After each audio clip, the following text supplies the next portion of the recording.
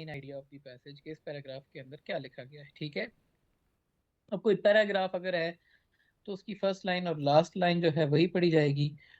और अगर हम किसी न्यूज़ आर्टिकल को पढ़ रहे हैं या अगर हम किसी ऐसे को पढ़ रहे हैं तो उसके अंदर ये होगा कि उसके अंदर हम जो है वो इंट्रोडक्टरी पैराग्राफ पढ़ेंगे और उसके बाद जो रिमेनिंग पैराग्राफ्स हैं उनमें से हर पैराग्राफ की हम फर्स्ट लाइन पढ़ेंगे और हर पैराग्राफ की लास्ट लाइन पढ़ेंगे। ठीक है, और उसके बाद जो है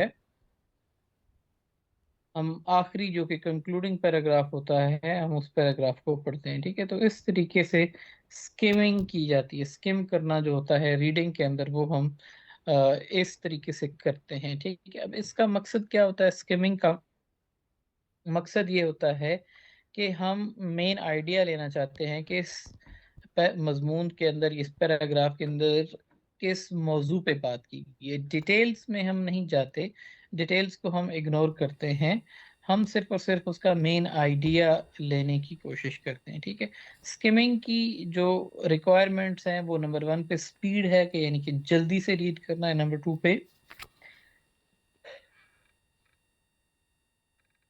कंप्रीहेंशन की कोशिश करनी है। अब इसमें जितना हम करते हैं, जो हम रीड करते हैं उसका 50 to 70% हमें समझ आता है। स्पीड जो होती है वो क्या मुकासिद होती है? आपने अक्सर देखा होगा कि when we have a newspaper, जब हमारे पास कभी अखबार आता है तो हम उसको उठाते हैं। अब अखबार में इतना मटेरियल लिखा होता है लेकिन हम उसका फर्स्ट पेज ओपन करते हैं और हम मोटी मोटी नज़र दौड़ाते हैं, उसके बाद हम उसको रख देते हैं। ठीक है, अब Y?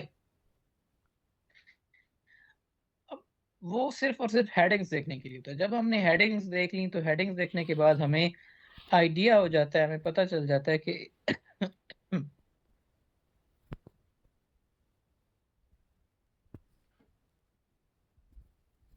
We do not need to study it any more, हमें पता है। ठीक है, इसी तरीके से किताबों को स्किम किया जाता है, आर्टिकल्स को स्किम किया जाता है। मकसद क्या होता है? ये जांचने के लिए कि इनका मौजू क्या है। स्किम किस तरीके से किया जाता है? स्किम को स्किमिंग करने का तरीकाकार ये है कि फर्स्ट ऑफ ऑल हम टाइटल पढ़ते हैं। अगर किताब है या मजमून है तो हम उसका उन्वान पढ़ेंगे। उन्वान से हमें पता चल जाएगा कि ये लिखा गया है, ये किस चीज के बारे में किताब है, ये किस चीज के बारे में आर्टिकल लिखा गया है। ठीक है, और उसके बाद हम उसका इंट्रोडक्शन, पहला पैराग्राफ जो होता है वो इंट्रोडक्टरी पैराग्राफ कहलाता है, तो हम उस इंट्रोडक्टरी पैराग्राफ को रीड करेंगे। अगर कोई हेडिंग्स दी गई हैं तो उन हेडिंग्स को देखेंगे। कोई पिक्चर्स, ग्राफ्स हैं, कोई चार्ट अगर आर्टिकल के अंदर दिए गए हैं तो उनको देखेंगे। और हर पैराग्राफ का फर्स्ट और लास्ट सेंटेंस जो है उसको देखेंगे। और अगर समरी दी गई है तो वो समरी भी हम उसकी देखेंगे। जैसे आपका भी फर्स्ट सेमेस्टर, आप इंग्लिश कंपलसरी की बुक पढ़ रहे हैं, लेकिन जो अब ओपन यूनिवर्सिटी की किताबें मॉडर्न लिखी जाती हैं उन समरी आती है, खुलासा आता है। ठीक है, और वो जो खुलासा है उस खुलासे से हमें पता चलता है कि इस चैप्टर के अंदर हमें क्या क्या पढ़ाया गया है। ठीक है, तो स्किमिंग करते हुए हमारे जहन में क्या मकासद होने चाहिए? हमारे जहन में मकसद होना चाहिए नंबर 1 पे कि इस टेक्स्ट का मेन आइडिया क्या है। हमें लफ्ज ब लफ्ज पढ़ने की जरूरत नहीं है, मोटा मोटा हमें देखना है। फर्स्ट सेंटेंस, लास्ट सेंटेंस, मतलब कि हर एक पैराग्राफ का देखना है। और अगर कहीं पर खुलासा दिया गया है तो उस खुलासे को नजर मारनी है। ठीक है, तो स्किमिंग में हम सारे फैक्ट एंड फिगर्स हमारे जहन में नहीं रहते। कंप्रीहेंशन रेट जो होता है वो तकरीबन 50% होता है। और ये उसी वक्त इस्तेमाल की जाती है जब हम कोई आ, ऐसी चीज पढ़ रहे होते हैं जिसका इल्म से ताल्लुक नहीं होता, रादर जनरल पर्पस होता है। ठीक है, यानी कि अखबार है मिसाल के तौर पे, तो अखबार को हमेशा स्किम किया जाता है। कुछ लोग most of the people they like to skim it, ठीक है।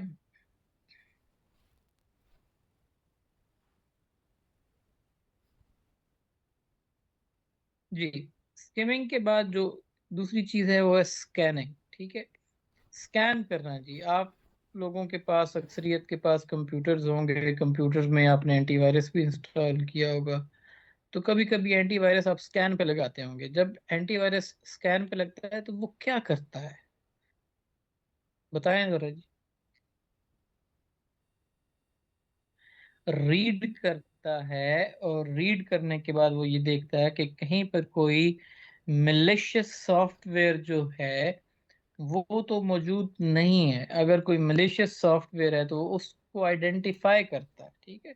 स्कैनिंग के दौरान ये होता है कि वो वायरस को आइडेंटिफाई करता है कि फलां जगह पर वायरस मौजूद है, ठीक है। और फिर हम एक्शन सिलेक्ट करते हैं कि अब हमने क्या करना है इस फाइल के साथ। तो अक्सर लोग उस फाइल को डिलीट कर देते हैं, ठीक है। तो स्कैनिंग जो है एक रीडिंग की टेक्निक है कि जिसमें हम किसी जगह से, किसी आर्टिकल में से, किसी मजमून में से, किसी किताब में से एक मखसूस इंफॉर्मेशन की तलाश में होते हैं। When you are looking for specific information then it is called scanning. तो स्कैनिंग इज अ टेक्निक कि जिसमें बेहतरीन इसकी एग्जांपल है कि जब डिक्शनरी के अंदर हमें किसी लफ्ज का मतलब ढूंढना होता है, एक ऐसा लफ्ज कि जिसका मतलब हमें नहीं आता, and we intend to look for its meaning, तो वहां पर फिर हम ये करते हैं कि हम स्कैनिंग का सहारा लेते हैं। अब हम जो है वो डिक्शनरी में से अगर लफ्ज ब लफ्ज पढ़ के एक वर्ड का मीनिंग निकालें, तो उसके नतीजे में तो फिर यही होगा ना कि हम यानी कि कभी भी उस लफ्ज को ढूंढ ही नहीं पाएंगे, ठीक है। तो उस लफ्ज को ढूंढने के लिए हम स्कैनिंग टेक्निक का इस्तेमाल करते हैं, और उस टेक्निक के जरिए हम विद इन अ मिनट उस वर्ड तक पहुंच जाते हैं, ठीक है। तो स्कैनिंग एक ऐसी रीडिंग टेक्निक है कि जिसमें हम किसी किताब, किसी आर्टिकल, किसी पैराग्राफ में से एक मखसूस इंफॉर्मेशन को ढूंढ रहे होते हैं, ठीक है। अब इनके डिफरेंसेस क्या हैं। स्किमिंग जो होती है वो तब यूज की जाती है जब हमें जो है टॉपिक का नहीं पता होता, ठीक है। तो हम टॉपिक के बारे में, यानी कि ये आर्टिकल किस चीज़ पे लिखा गया है, उसके बारे में जांचने के लिए स्किमिंग करते हैं। स्कैनिंग में हमें पता होता है पहले से ही कि मिसाल के तौर पे आपसे पूछा जाए कि ये मजमून है, इसमें से देखकर बताएं कि कायदे आज़म की तारीख पैदाइश क्या है। तो अब आपको पहले ही पता है कि ये मजमून किस पर है, मजमून कायदे आज़म के मुतल्लिक है, ठीक है। उसमें से अब आपने स्कैन क्या करना है, स्कैन करना है उसकी तारीख पैदाइश। तो हमें पता है कि तारीख पैदाइश कहीं शुरू के पैराग्राफ के अंदर होगी। तो हम शुरू के पैराग्राफ में सिर्फ और सिर्फ वो नंबर्स देखेंगे कि जहाँ पर ईयर लिखा हुआ है। तो जहाँ पर ईयर लिखा होगा उसके साथ कहीं पर बर्थ का नजर, अगर वर्ड हमें अगर नजर आता है, तो फिर क्या होगा कि फिर ये को वो डेट जो है वो इस तरीके से मिल जाएगी, ठीक है। तो स्किमिंग का मकसद होता है जनरल आइडिया लेना। स्कैनिंग का मकसद होता है कि एक मखसूस इंफॉर्मेशन को ढूंढना, एक मखसूस इंफॉर्मेशन को तलाश करना, ठीक है। स्किमिंग में कंप्रीहेंशन रेट क्या होता है, 50 to 70% होता है। लेकिन स्कैनिंग जब हमने करनी है उसके नतीजे में, चूंकि स्कैनिंग होती ही उस वक्त है कि जिस वक्त हमें एक मखसूस इन्फॉर्मेशन, ठीक है। तो अब जब वो इन्फॉर्मेशन हमें मिल गई तो वो इन्फॉर्मेशन हमारे जहन में भी आएगी। तो यहाँ पर एक्यूरेसी ऑफ इंफॉर्मेशन 100% होती है, ठीक है। स्कैनिंग किस तरीके से की जाती है, स्कैनिंग में आप जल्दी जल्दी अपनी आंखें ऊपर से नीचे तक दौड़ाते हैं, ठीक है। यानी कि जब कोई पीस ऑफ टेक्स्ट आपके सामने आता है तो आप जल्दी से नजरें दौड़ाते हैं वो चीज ढूंढने के लिए कि जिसकी आपको तलाश होती है, ठीक है। तो स्कैनिंग करने से पहले जो है वो लोग एक ऑर्गेनाइज मजमून की ऑर्गेनाइजेशन जो होती है उसको ढूंढ रहे होते हैं। और स्कैनिंग करने से पहले या स्कैनिंग करते हुए हमें जो हमारा मकसद है कि हम क्यों स्कैन कर रहे हैं वो हमारे जहन में होना चाहिए। हमें क्लू वर्ड्स का पता होना चाहिए, आंसर की लोकेशन का पता होना चाहिए। जैसे कि मजमून में अगर आप पैदा आदम की तारीख पैदाइश ढूंढ रहे हैं या उनकी तारीख वफात ढूंढ रहे हैं, तो आपको पता होना चाहिए कि तारीख वफात जो है वो आखिर में आएगी, तारीख पैदाइश शुरू में होगी। और अगर कोई किसी डिग्री की तारीख पूछी गई है तो वो मजमून के बीचों बीच में कहीं पर पाई जाएगी। ठीक है। तो स्कैनिंग प्रोज मटेरियल, ठीक है। अब इसमें क्या होता है कि जल्दी जल्दी हम आंखें दौड़ाते हैं, और जल्दी जल्दी ये आंखें दौड़ाने का मकसद होता है कि जी हमें वो वर्ड्स नजर आए जिन वर्ड्स की हमें तलाश है। ठीक है। और इस तरीके से फिर हम जो है वो वर्ड्स जब हमें मिल जाते हैं तो हम ढूंढ लेते हैं। अब इस वक्त आपको मैंने दो टेक्निक्स रीडिंग की पढ़ाई हैं, जिसमें स्किमिंग है और स्कैनिंग है। ठीक है। अब आपके सामने यहाँ पर पैराग्राफ दिया गया है, इसके हर पैराग्राफ का फर्स्ट सेंटेंस मैंने हाईलाइट किया है। ठीक है। तो हर पैराग्राफ के फर्स्ट सेंटेंस को जरा रीड करें आप, और उसके बाद आप मुझे बता सकेंगे यकीनन कि ये मजमून जो है ये किस उन्वान पे लिखा गया है। ठीक है।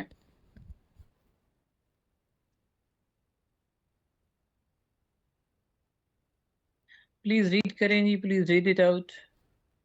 इस टॉपिक से रिलेटेड नॉलेज नहीं है,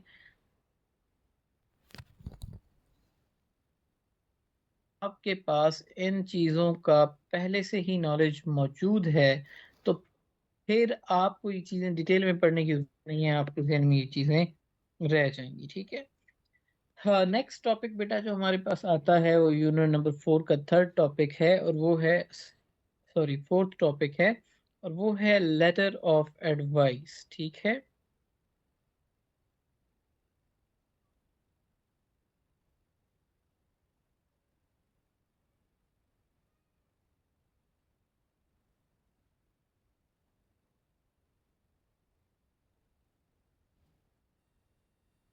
अब नसीहत हम कब कर सकते हैं? मिसाल के तौर पे आप अपने बुजुर्गों को तो नसीहत नहीं कर सकते ना। ठीक है।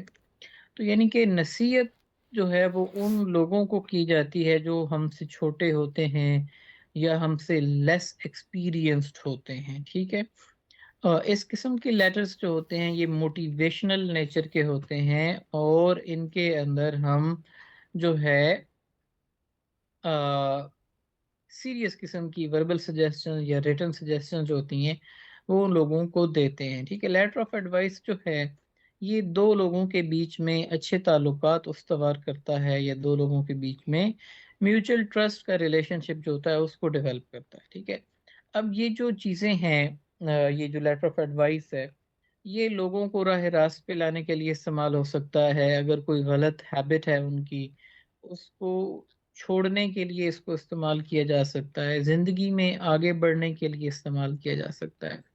आपके एग्जाम्स में अक्सर आता है कि जी छोटे भाई को नसीहत का खत लिखें जो कि बाहर पढ़ने के लिए गया है, उसको नसीहत करें कि वो मतलब कि बुरी कंपनी से बच जाए। ठीक है।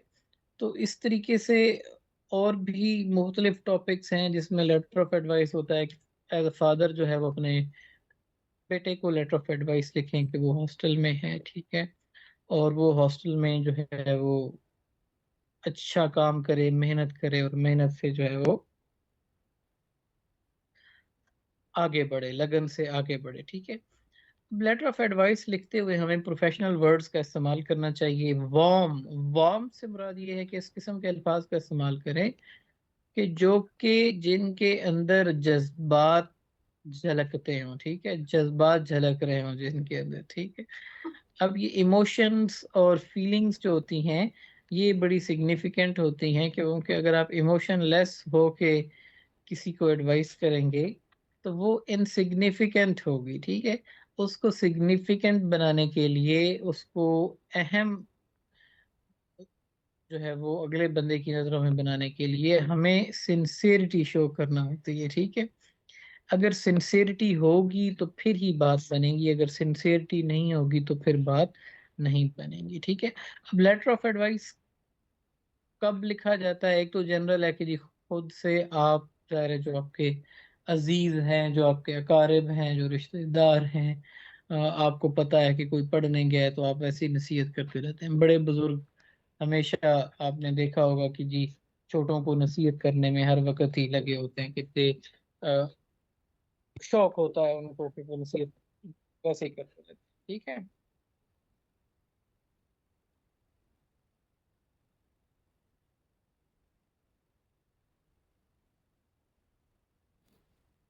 तो क्या हो गया यार, क्या तुम लोग एक दूसरे के पीछे पड़ गए हो? लेटर ऑफ एडवाइस जो है, जाहिर है हम अगर तो हमारे कोई जाती अजीज हैं तो हम उनको जल्दी, और यानी कि खुद ही एडवाइस देते रहते हैं, यानी कि हमें किसी को कहने की जरूरत नहीं पड़ती। लेकिन बाज़ औक़ात ऐसा होता है कि पीपल सीक एडवाइस, यानी कि लोग हमसे नसीहत मांगते हैं। ठीक है। अब नसीहत मांगते हैं, जब वो नसीहत मांगते हैं, ठीक है, तो फिर हमें उनको नसीहत के देना पड़ती है। अब ऐसा है कि कोई बंदा आपसे एडवाइस मांग रहा है कि जी मैंने मोबाइल खरीदना है, आज उसने एडवाइस मांगी है। अब आप 6 महीने के बाद आपको ख्याल आया कि यार फलां बंदे ने खत लिखा था या मुझसे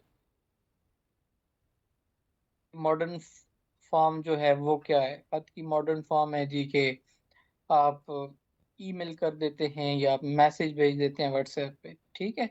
तो अब आपसे अगर किसी ने जो है वो एडवाइस मांगी है मोबाइल खरीदने की 6 महीने पहले, और 6 महीने के बाद आपको याद आए, तो तब तक तो वो बंदा खरीद चुका होगा ना, या वो सिचुएशन से गुजर चुका होगा जिस सिचुएशन में उसको एडवाइस की जरूरत थी।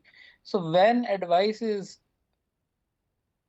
सॉर्ट, जब मांगी जाती है एडवाइस, तो फौरन आपने सबसे पहला काम ये करना है कि आपने लेटर ऑफ एडवाइस जो है वो लिखना है। ठीक है। अब आप जो है जिस सब्जेक्ट के ऊपर एडवाइस मांगी जा रही है, वो सब्जेक्ट हो सकता है आपको अच्छा ना लगे। मिसाल के तौर पे जी, हमने इंटरनेट लगवाना था, तो मौलवी साहब जो है वो रहते थे ऊपर, तो वो जनाब आ गए नसीहत करने के लिए। वो कहते हैं, प्रोफेसर साहब इंटरनेट ना लवाइयो, ना लवाइयो। इंटरनेट लवाया ते बच्चे बर्बाद हो जाते ने, ते इस ते पता नहीं किहड़ियां किहड़ियां चीज़ां आंदियां ने कि ਜਿਹੜੀਆਂ ਵੇਖਣ ਵਾਲੀਆਂ ਨਹੀਂ ਹੁੰਦੀਆਂ। ਤੇ ਮੈਂ ਤੇ ਵੇਖਿਆ ਕਿ ਸਾਰੀਆਂ ਇੰਡੀਆ ਦੀਆਂ ਫਿਲਮਾਂ ਵੀ ਚਲਦੀਆਂ ਨੇ, ਲੋਕੀ ਗਾਣੇ ਵੀ ਵੇਖਦੇ ਨੇ ਇਹਨਾਂ ਦੇ ਉੱਤੇ, ਤੇ इंटरनेट ना लगाइए। मैं क्या जी चलो ठीक है। तो अब यानी कि नसीहत देने लोग आ भी जाते हैं, लेकिन ये है कि अगर किसी ने नसीहत मांगी है तो नसीहत उसको देनी चाहिए आपको, और इस किस्म की देनी चाहिए कि जो कि उसके लिए हेल्पफुल हो।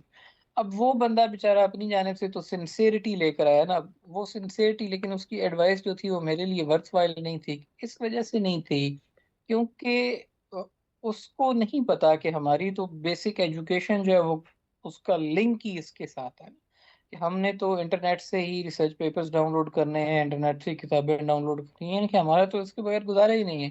उसकी एडवाइस अपनी जगह सिंसेयर थी, लेकिन उसके अंदर इस चीज के बारे में बायसनेस थी। ठीक है। अब मेरा ये बात बताने का मकसद ये है कि जब आपसे कोई एडवाइस मांगता है तो आपने अपनी जाती पसंद नापसंद को इग्नोर करना है। ठीक है।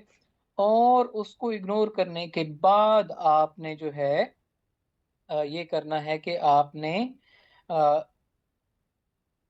प्योर एडवाइस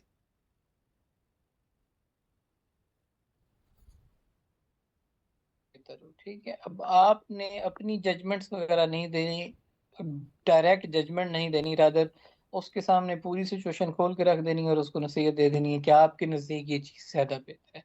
और अगर आप नसीहत करने की पोजीशन में नहीं है, ठीक है,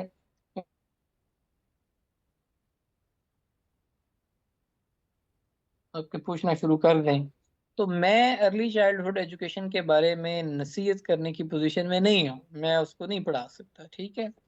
लेकिन फिर भी ग्रुप में शामिल होने के लिए मैंने रजामंदी जाहिर कर दी थी। ठीक है। तो अब ये है कि फिर ऐसी सूरत में माजरत कर लेनी चाहिए, हालांकि मैंने माजरत नहीं की, मैंने कहा कि जी चलो ठीक है, मैं शामिल हो जाता हूँ उस ग्रुप में। लेकिन यह है कि अगर आपको नहीं पता है टॉपिक का तो फिर माजरत कर लें कि जनाब मैं माजरत का हूँ, क्योंकि मेरे पास इस टॉपिक पे एडवाइस देने के लिए जो है वो मटेरियल मौजूद नहीं है।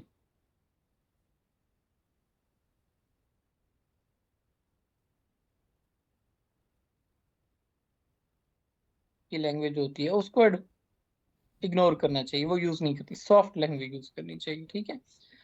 और एडवाइस सिर्फ उसी मौजू पे दें कि जिस मौजू पे आपकी एडवाइस मांगी गई है, ठीक है। यानी कि आप जो है वो फिर हर चीज पे ही ना शुरू हो जाएं, बल्कि जो चीज जिस चीज पे एडवाइस सीख की गई है, मांगी गई है, उसी चीज के ऊपर ही आप एडवाइस करें, ठीक है।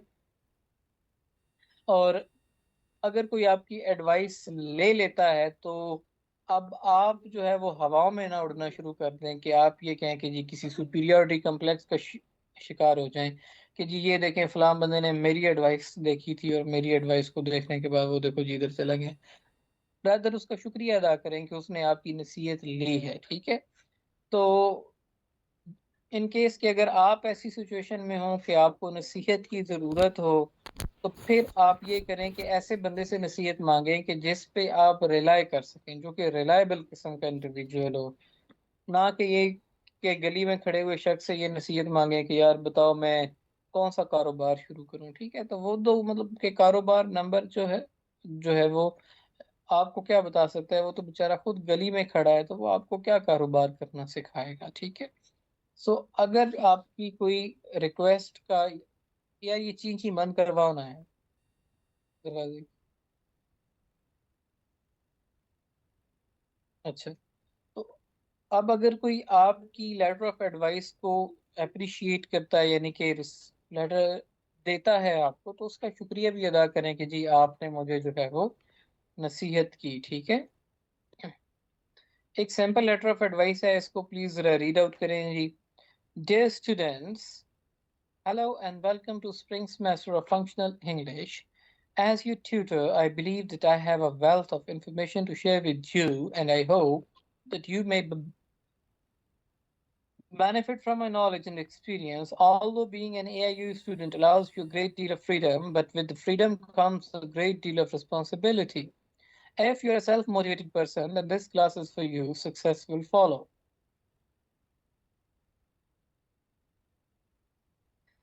The most important aspect of this class is communication with your classmates and with the instructor or the tutor in the tutorial meeting and via email. Okay, the most important. I strongly suggest, अब ये expressions हैं advice के जो कि आगे giving advice में आपके काम आएंगे, तो मैंने underline किए हुए हैं, इनको देख लें। I strongly suggest that you should attend the tutorials because if you have questions about an assignment or a unit, you can ask your classmates, and the tutors to help you. Keep in mind that being an AIU student may be a new experience for you, but I recommend that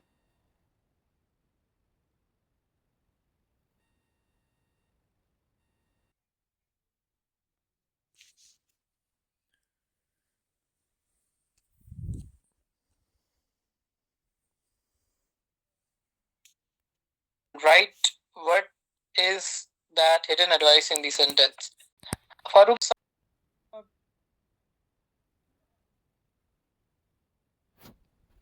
अखबार में कभी letter of advice देखे हैं आपने? अखबारों के अंदर अक्सर जो है वो कॉलम्स के अंदर लेटर ऑफ एडवाइस छपते हैं, ठीक है। तो एडवाइस कॉलम जो होते हैं ये एंटरटेनिंग किस्म का पार्ट होते हैं, और यानी कि इनसे ये होता है कि हमें शोगल मेला में देखने को मिलता है, ठीक है। इनफॉर्मल किस्म की लैंग्वेज होती है इनके अंदर, और बड़े शोगल मेले जो है वो इन लेटर्स में आपको मिलते हैं, ठीक है। कॉलम्स के अंदर लोग जो है वो जनरली लेटर ऑफ एडवाइस लिखते भी हैं, और फिर जो है वो जनरली लोगों से एडवाइस मांगते भी हैं, ठीक है। और इनके अंदर जो है वो यूनिवर्सल किस्म की प्रॉब्लम्स जो होती हैं वो डिस्कस की जाती है, कि फितरती प्रॉब्लम्स होती हैं, नेचुरल प्रॉब्लम्स होती हैं, ठीक है। और आजकल के कॉलमिस्ट जो हैं उनके रिस्पॉन्सेज काफ़ी इंटरेस्टिंग किस्म के होते हैं, ठीक है। एक अब ये लेटर है, इसको पढ़ें ज़रा।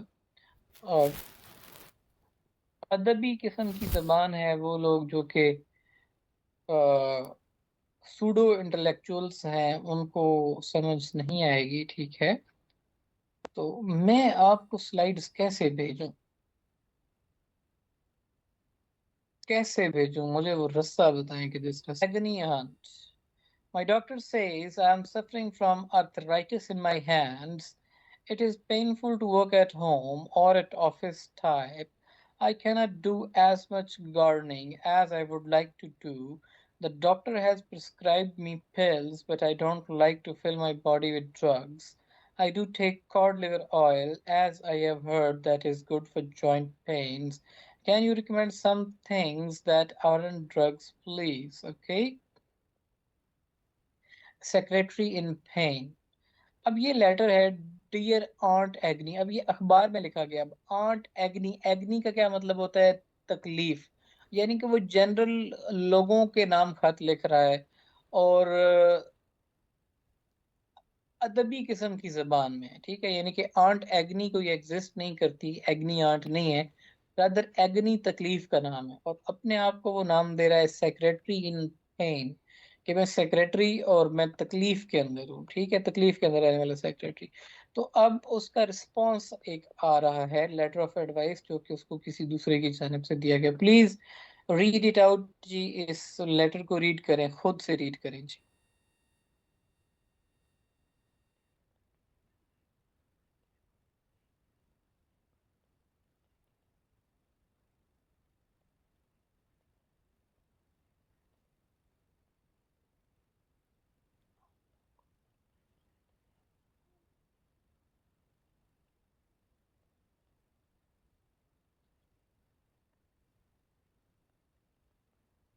प्लीज रीड इट आउट जी. Keep reading. और बताएं कि क्या ट्रीटमेंट ऑफर किया गया है.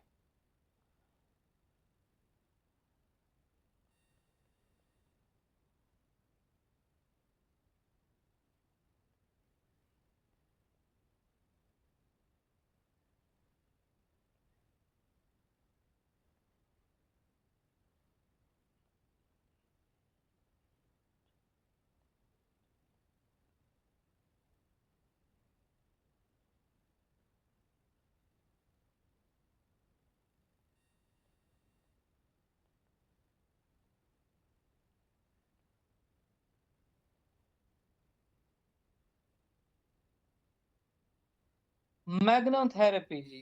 मैग्नोथेरेपी की कोई सिग्निफिकेंस नहीं है. ठीक है, जो कि ऑफर किया गया है, ये वो होता है ना कि पक्की ले लें जी, ये कर लें वो. ये बस ऐसे ही है मैग्नोथेरेपी.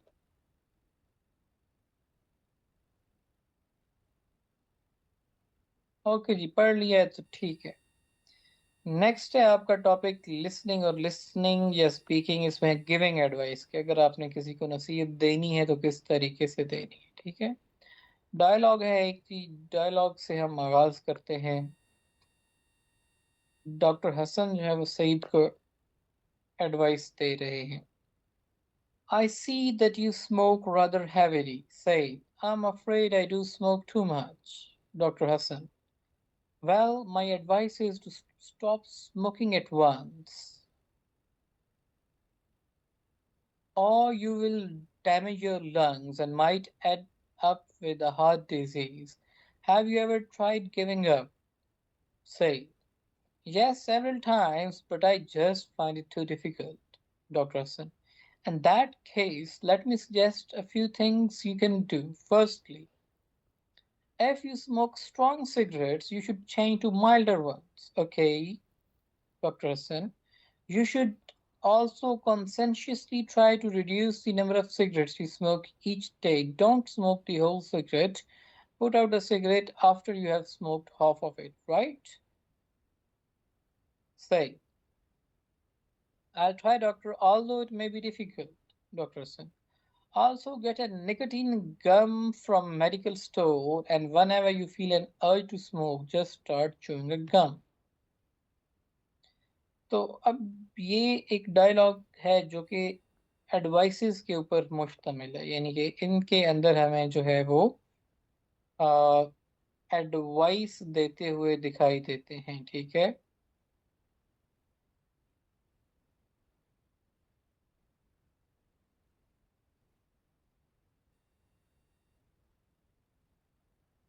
व्हाट डिड द डॉक्टर से जी, स्पीच के अंदर डॉक्टर ने कौन कौन सी नसीहतें जो थी वो दी।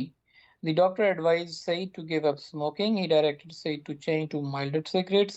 He recommended reducing the number of cigarettes. He counseled him not to smoke the whole cigarette.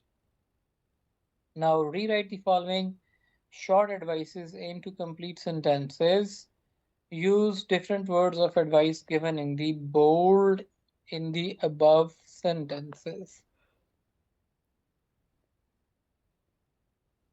हाँ जी, 5 सेंटेंसेस बनाए जी एडवाइस के, ये नीचे stop eating too many sweets.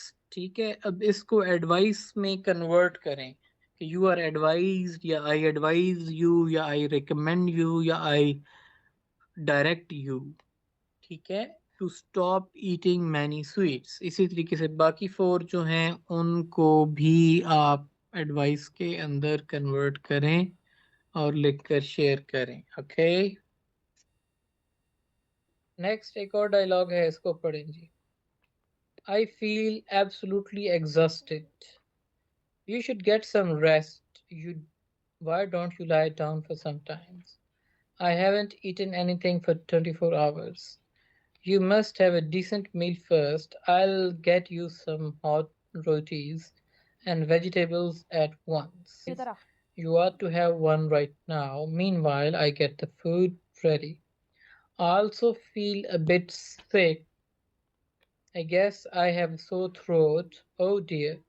I think you should start taking medicines, but I want to attend Ashwani's dinner tonight.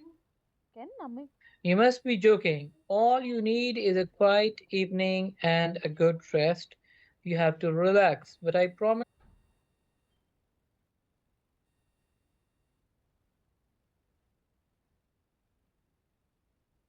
Well, if I were you, I would call him and excuse myself. I don't think I'll let you go out tonight.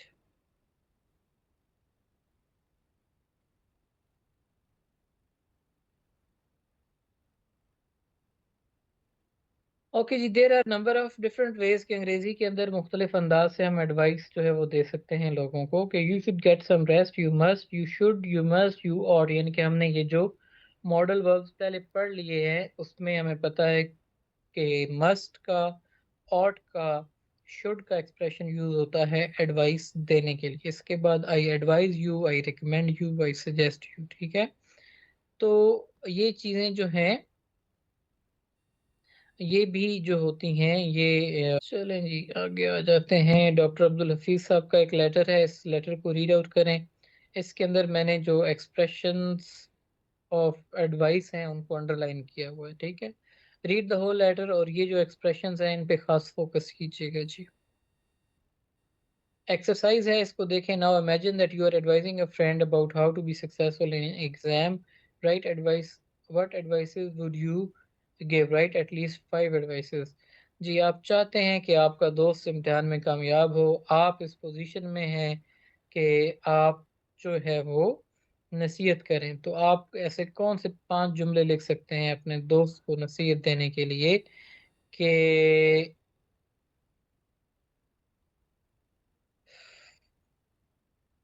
जिससे वो इम्तिहान में अच्छे marks ले।